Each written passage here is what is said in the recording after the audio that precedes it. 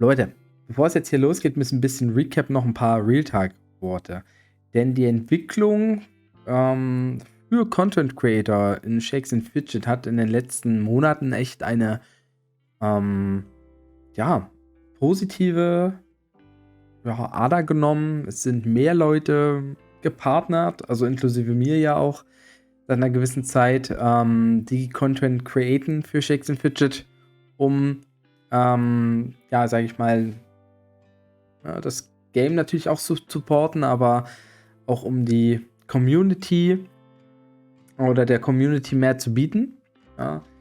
Mal ganz abgesehen von dem ganzen Thema mit dem Backend und den Servern und dass nicht alles super läuft, haben wir dort eine Entwicklung, die sehr positiv ist. Wir haben einen Zusammenschluss vieler Content Creator, den Versuch, auch das Ganze international zu gestalten. Im Moment, was wir erleben, wir sehen sehr viel Ideen und Projekte, vor allen Dingen auch auf Twitch, also nicht alles nur YouTube, das werden wir gar nicht im Recap abdecken können alles. Das ist sehr, sehr schön, ja, muss ich so sagen. Also ich sehe das mit einem großen lächelnden Auge und einem kleinen tränenden Auge. Das lächelnde Auge natürlich, weil es einfach super ist, weil es zusammenschweißt, weil es auch das Game irgendwo auch wiederum pusht, was ja für alle Content Creator gut ist, aber was halt auch macht Spaß, ja, den Leuten, die das gestalten, aber auch den Leuten, die da eher nur zuschauen. Dann gibt es halt viele, viele Codes, was auch super ist. Ja, ich sehe es nur mit einem leichten tränenden Auge, weil ich halt einfach nicht die Zeit habe, um da großartig einen Part oder eine Rolle zu spielen. Ja, das übernehmen andere. Aber das ist trotzdem nice. Also es ist schön, dass es so ist. Ob das jetzt eine Phase ist, ob sich das langfristig durchsetzt, werden wir sehen. Ich habe schon ein, zwei Überlegungen, die ich schon immer mal hatte, die man dann am besten nochmal anbringen kann. Aber ich muss jetzt erstmal noch ein paar Dinge klären. Also dieser Monat steckt vor allen Dingen mein Umzug an erster Stelle und ein Urlaub dann im Mai noch, also Ende Mai. Mal sehen, was dann so vor allen Dingen in der zweiten Hälfte des Jahres aus meiner Sicht da noch möglich ist. Aber ich würde sagen, wir kommen jetzt mal zum Recap. Ja, wir haben das jetzt eine Zeit lang nicht gemacht. Ich gehe jetzt mal den letzten Monat durch, was wir hier auf YouTube so sehen können. Und speziell halt im deutschen Bereich, Shakes and Fidget, haben wir immer so gemacht. Und da kommt natürlich Dorsa gleich vorne dran, der einige Videos gemacht hat in der Analyse. Also auch schon länger, aber in diesem Jahr sehr stark. Und das wird immer sehr gerne angesehen. Ist auch gut, dass er seine Reichweite da nutzen kann. Natürlich die Kontakte und dann auch die Charts sich anschauen kann. Viele Spieler können sehen, was halt über einen langen Zeitraum möglich ist. Weil gerade, wenn ihr jetzt hier zum Beispiel Viper sieht, hier ging es ja auch darum, wie viele Pilze hat er so reingesteckt in diese Zeit. Und das ist dann halt im Vergleich zu dem, was teilweise an einem Serverstart passiert ist. Und wenn man das mal hochrechnet, halt viel weniger. Ja, also das kann zeigen, was man mit langer Ausdauer, natürlich ein paar Pilzen und ein bisschen Know-how auch schaffen kann. Natürlich, früher war es leichter. Heutzutage ist es ein bisschen schwerer. Also es ist mehr Content da, das ist richtig, aber auch halt mehr Competition. Und da muss man sich halt auch wirklich sagen, ja, ich möchte das jetzt machen. Eine Sache, die hier auch läuft, da sehen wir jetzt natürlich bei Shakes and Fidget Deutsch auch ein paar Videos von mir. Die Aufholjagd auf Server 7, eine super Geschichte. Wir haben noch nicht mal Helleweter gespielt und es macht trotzdem Spaß, weil jeder kann so spielen, wie es ihm passt. Der sollte halbwegs aktiv sein. Ich habe Tage, wo ich halt da aktiv reinpilze und andere Tage, wo ich halt nichts machen kann. Ich wollte ja auch zum Event auf Server 7 Epic splattern, Steine holen und über 200 pushen. Habe ich halt nicht geschafft, also konnte ich es nicht machen. Stört mich jetzt aber auch nicht, als wäre das jetzt ein neuer Server. Das ist so eine schöne Kombi und so ein schönes Gefühl. Und halt auch einer dieser, von mir am Anfang erwähnten Projekte, die halt so ein bisschen zusammenschweißen. Ich hätte nicht gedacht, dass ich nochmal mit Dreamscape in einer Gilde bin, nach dem, was halt vorher so war mit S41 und so. Da brauche ich ja nicht jedes Mal immer neu drüber sprechen, dass mir das persönlich nicht so gut gefallen hat, aber was sie dort aufgestellt haben, natürlich auch mit Davalon, muss man auch erwähnen, als treibende Kraft. Und ich meine, immerhin ist auch ein Mozone dabei, ein Terrafilm dabei, ein Tilfit ist dabei. Also das ist schon so eine Geschichte. Ja, und wenn es dann mal losgeht mit dem Elevator, ich glaube ja, dass wir den gegebenenfalls noch im Mai erleben.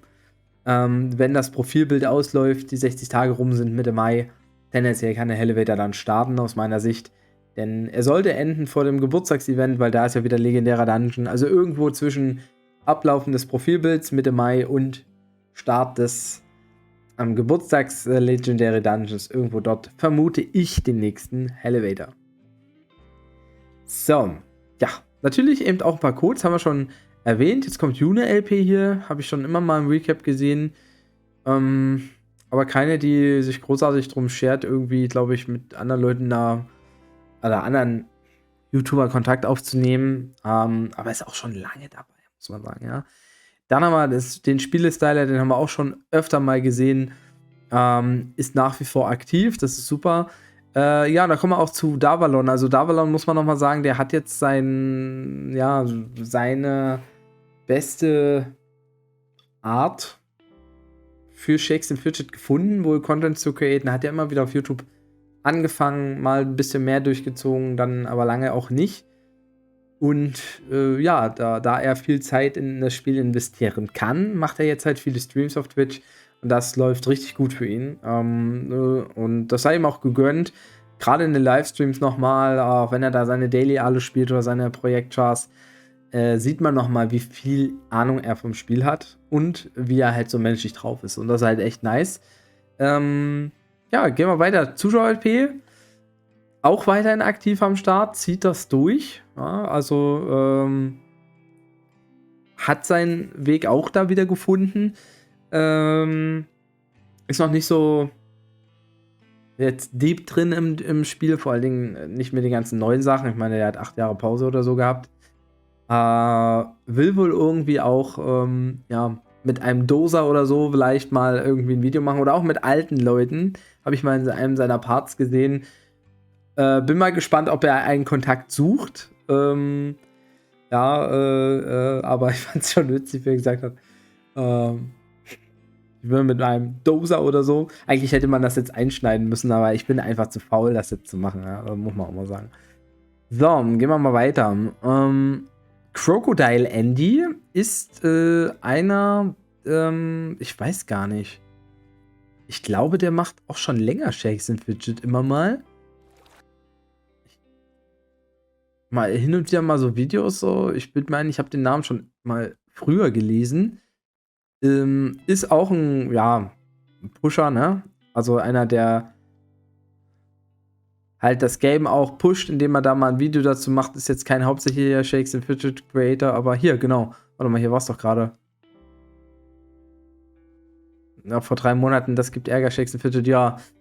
Ist auch gut. Solche Leute sind, ich freue mich darüber, dass es größere YouTuber auch gibt, die hin und wieder noch Videos machen, weil letztendlich kommen damit ja auch Leute ins Spiel, die sich vielleicht, wenn ihnen das Spiel gefällt, auch dann andere Content Creator suchen, denen sie dann halt auch mal folgen oder Videos schauen. Im Prinzip profitieren da relativ viele davon. So, und da kommen wir mal zu Belliger. Also bei Belliger ist, glaube ich, bei mir noch nicht im Recap passiert. Ist auch einer mit mehr Abonnenten. Ich finde es super geil, dass er Gothic spielt. Also ich kann mir die Let's Plays leider nicht angucken, sorry. Das ist auch jetzt Gothic 3, aber er hat auch die alten Teile oder noch älteren Teile gespielt. Ich bin ja Gothic-Fan, ja, muss man sagen. Also ich habe vor allen Dingen den zweiten Teil so oft immer gespielt und halt eigentlich nie richtig gespielt. Ich habe immer nur diese Open World genossen. Deshalb, das feiere ich schon ziemlich. Und er macht jetzt hier auch ein bisschen Bambule auf W55. Ich weiß nicht, ob er vorher auch schon gespielt hat. Es sieht jetzt gerade nicht so aus, als wenn er das vorher auch schon gemacht hatte. Nee, dann kann er auch noch nicht in meinem Recap gewesen sein.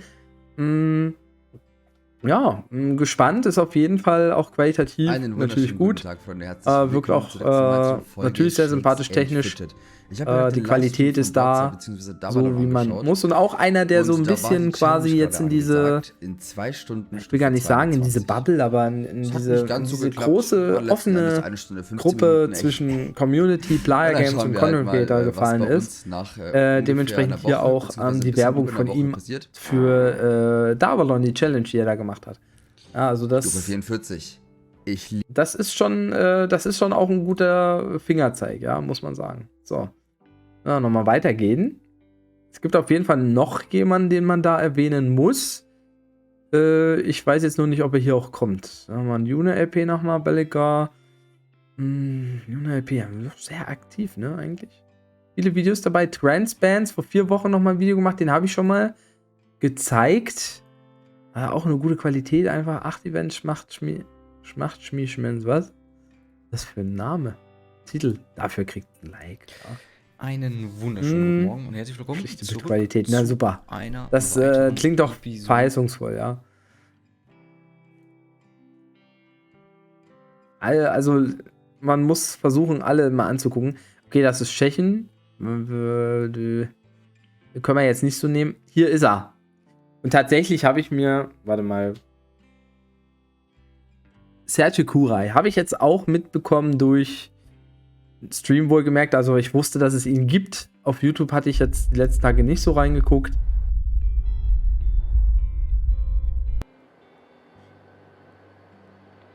Und der macht es eigentlich so, wie ich auch früher Videos machen wollte. Oh, Ja. hey, du bist ja auch hier. Wie ich hier hingekommen bin, das ist vielleicht eine Frage für ein anderes Video. Wenn ihr aber auch so alleine seid wie ich gerade, dann geht doch einfach auf den offiziellen Shakes and Fidget Discord. Ich muss erst mal gucken, wie ich hier runterkomme. Link zu dem Shakes and Fidget Discord ist natürlich in der Videobeschreibung. Einfach draufdrücken oder hier in der... Ich habe ihn natürlich schon abonniert, als ich das gesehen hatte oder gehört hatte im Stream. Aber ich hatte mir noch kein Video so richtig angeguckt. Deshalb würde ich mal sagen, schauen wir uns mal das Neueste einfach an. Beziehungsweise, er hatte da irgendwie ein Video. Da war uns größte Nerdlüge. Das habe ich auch noch nicht geguckt. Hallo und herzlich willkommen zu meinem ersten Interview mit Davalon.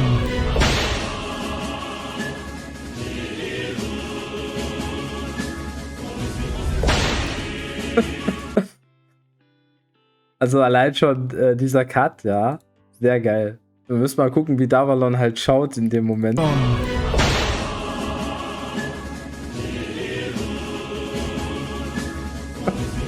voll nach dem Motto, was will ich denn jetzt hier, ja. Erstmal vielen Dank, dass du hier bist. Das ist natürlich geil, Interview, eine Sache, die ich ja eigentlich auch gemacht habe. Aber wo ich halt schon auch sehe, ne, ich habe schon gar keine Lust, ein Interview zu machen, weil ich das dann gar nicht so aufsetzen kann, ja. Und das nervt mich dann eigentlich. Also eigentlich setzt mich das dann unter Druck, gar kein Interview mehr zu machen, wobei es ja mehr um das Interview an sich geht immer, aber ich meine, der Standard, der Videostandard wird halt auch stark gehoben, Fangen ja. wir auch mal an mit der ersten Frage, würde ich sagen. Generell wird es sich ein bisschen mehr um deine Karriere auch ein bisschen handeln, was du... Meine vielleicht- Karriere, die hat vor 2 Monaten angefangen. Ja. Okay, stark. Ja. Und meine erste Frage wäre, du hast dein erstes Video veröffentlicht am 18.12.2018. Was war eigentlich deine Intention, als du angefangen hast, Videos zu machen und zu streamen? Meine Intention dahinter war eigentlich nur Leuten zu teilen, was in Shakes and Fidget möglich ist und einfach den Leuten zu zeigen, damals bei dem allerersten Video, ja, was für Gegner halt in dem neuen Dungeon drin sind, weil das ja immer relativ interessant ist und ja, da habe ich mir gedacht, wieso nicht? Ich hatte jetzt keinen Bock da zu reden großartig, also habe ich einfach Musik hin. Okay, ist es jetzt dann doch ein doch durchgängiges Interview? Das muss ich mir mal später anhören. Für das Format jetzt hier nicht passend, kommen wir mal hier rein. Hallo und herzlich willkommen zu einer neuen Ausgabe So, es ist halt der auch Kurai geil. News. Mutmaßliche Augenzeugen entdeckten eine anscheinend neue Spezies und vor allem auch alte Art, die unter dem Namen Homo Kurai bekannt ist. Die Frage ist, was machte dieser dort und vor allem, wer brachte ihn dorthin? Nun, Forscher sind sich uneinig, haben allerdings die Leiche schon geborgen und sie wird nun weiter erforscht. Wir schalten zurück ins Studio.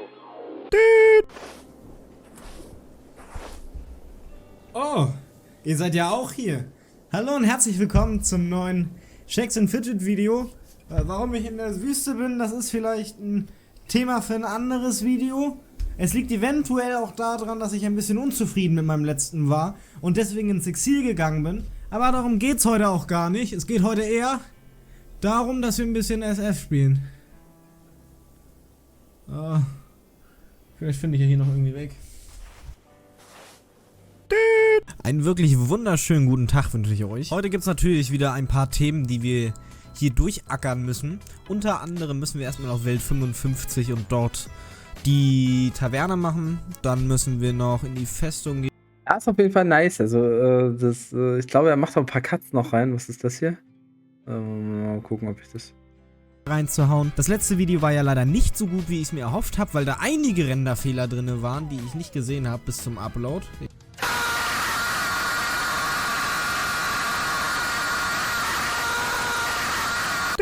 Ich hätte das Video mal komplett gucken sollen nochmal, bevor ich es hochlade. Das hat mich wirklich böse gemacht. Ja, da könnte ich auch schon fast weinen, so gesehen. War das wirklich sehr ärgerlich. Ja, das ist auch so ein bisschen der Style. Also sonst hat es nur Golden Pain eigentlich gemacht oder auch Gorgos hin und wieder. Ich habe es auch manchmal gemacht. Aber das stimmt, das mit dem Rendern ist halt auch schon so ein Ding, ne? Wenn man halt nicht die passende Software und Hardware hat oder sich das Geld dafür auch nimmt und die Zeit, dann ist es halt auch nicht so nice. Aber hier muss man halt auch mal sagen, ja, der hat mehr Likes als ich auf meinen Videos und das ist auch verdient, ja. Also da muss man mal sagen, nicht schlecht. Hier wird auch anscheinend auch nochmal ordentlich Werbung gemacht. Aber ich muss sagen, ich dachte am Anfang hier noch, dass jetzt noch was kommt mit einer Quest. Also, hier die welche? Sonnenbrandwüste. Ich kenne die englischen oder die deutschen Begriffe gar nicht mehr so gut. Aber das noch mit einer schönen Quest zu verbinden so und das so einzufügen, das würde ich mir mal wünschen. Aber wenn er das mal irgendwann in der Zukunft macht, dass er quasi wie eine Quest begeht. Und ich denke, da kann man auch ein paar coole Memes oder ein paar coole Sprüche reinballern, so eine 30-Sekunden-Quest in der Wüste irgendwie. Oder einen anderen Hintergrund, ja, Nevermore. Oder hier, Schwarzwassersümpfe. Na, das wär's doch mal, oder? Ja, okay, jetzt komme ich gar nicht mehr zurück wahrscheinlich, weil ich hier so viele Videos von ihm geguckt habe. Sergio Kurai auf jeden Fall eine super Sache, ist auch eine Bereicherung. Dann an anderer Stelle, weil es eben viele gar nicht machen können. So, jetzt haben wir hier noch Shobaso. Na, hallöchen, mein Lieber, auch schon ganz gut dabei. 1440p, na das brauchen wir bei Shakes and Fidget. Toll ist, worauf ich auch sehr stolz bin. Team Zero, W53, ist ein Server, wo ich eine Players to Watch sehr gerne spiele, aber ich glaube, den Namen habe ich jetzt noch nicht da so gesehen. Mal ein bisschen höher, mal ein bisschen aber Unterwelt, ja, qualitativ auch okay. Was mir persönlich am wichtigsten ist also sehr viele Content Creator, die auch eine eigene Community irgendwo haben, ja, aber das sieht man dann an den Aufrufen, an den Likes, an den Kommentaren, da kommt irgendwas auch mit, das ist jetzt halt klar, jeder, der irgendwie ein Video machen will, muss mal anfangen und ja, wenn man dann nur 5, 6 Aufrufe hat, ich weiß, das ist dann manchmal ein bisschen schwierig. Ranjit hat immerhin auch den Discord Anniversary Code gemacht. Er könnte jetzt noch den Labor Day 22 Code mal reinbringen. Ja, das würde auch gehen. Wolverus auch immer noch am Start. Sieht man das ein oder andere Mal. Also es ist im Moment sehr, sehr viel und das ist nur YouTube. Wir haben auf Twitch den offiziellen Stream von Twitch. Wir haben auf Twitch Davalon. Wir haben Tiffet, der jetzt auch streamt. Dann gibt es noch, glaube ich, Tunighost, den ich da gelesen oder gesehen habe. Dann natürlich Dorsa mit seinen YouTube-Streams. Streamscape, wenn er streamt. Aber auch Mozone, also unabhängig von Shakes and Fidget, habe ich auch schon einen Stream gesehen. Es ist eine große Bandbreite. Dann eben noch die ganzen, ja, natürlich Pauterra auch hin und wieder, auch wenn er quasi im Moment oder nach wie vor jetzt nicht ganz so aktiv ist, muss er ja gar nicht. Es gibt ja genügend andere Leute, die man gucken kann. Aber ansonsten ist jetzt in diesem Monat jetzt nicht noch jemand wahrscheinlich aufgeploppt. Wir können noch mal schnell runterscrollen, indem wir über Shakes and Fidget. Natürlich geht es um Deutsch. Es gibt im Moment aber auch noch auf jeden Fall, das trägt auch ein bisschen bei zu dieser Dynamik, den Zusammenschluss auch der verschiedenen Content Creator im Discord. Da gibt es einen neuen Channel, da werden Sachen besprochen, Codes geteilt oder so soll es in Zukunft sein. Das finde ich auch lustig. Artus weichert. Achso, ich habe nicht den Filter für den Monat reingemacht. Artus, auch ein super cooler Dude gewesen. Der, glaube ich, jetzt sehr viel mit Vlogs macht. Haben wir hier noch einen anderen, den wir vielleicht vorher übersehen hatten. Schubasel, das ist kein Deutscher.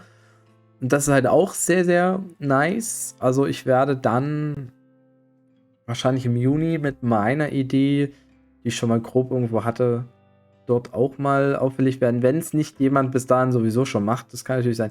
Beini LP haben wir hier noch. Legendärer Dungeon. Okay. Das ist 3 Wochen alt. Ist das jetzt... Der macht auch Tutorials, wie es aussieht.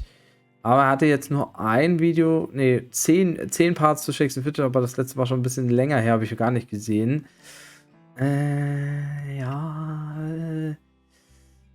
War ein bisschen mehr. Machen bis zum nächsten Recap mit 2, 3 Videos dabei, dann gucken wir uns das auch nochmal live an. Ich denke, eigentlich kommt jetzt hier keiner mehr. Smeki.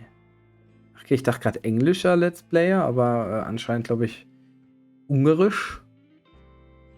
Mysterious Schattenwolf. Den hat man schon mal gesehen. Macht er noch viele Videos? Also der ist auch sehr schwer. Hatte irgendwie 1000 Aufrufe auf das Video. Gut, irgendwas mit dem Code, ne? Riesig Dank an alle Zuschauer. Ja. Wahrscheinlich wegen dem Video, weil es natürlich krasser aber stimmt ja bei ihm immer das Problem, glaube ich, dass kein Ton kommt und so. Das ist halt immer qualitativ ein bisschen schade. Aber man freut sich, ich weiß auch noch, wie ich mich gefreut habe, wenn mein Video erstmal 100 Aufrufe oder 1000 Aufrufe sogar hatte. Da ist man schon ziemlich hyped. Wichtig ist nur, dass man es dann nicht irgendwie versucht zu vergleichen. Jetzt habe ich hier mal einen ganz lustigen Bug drin.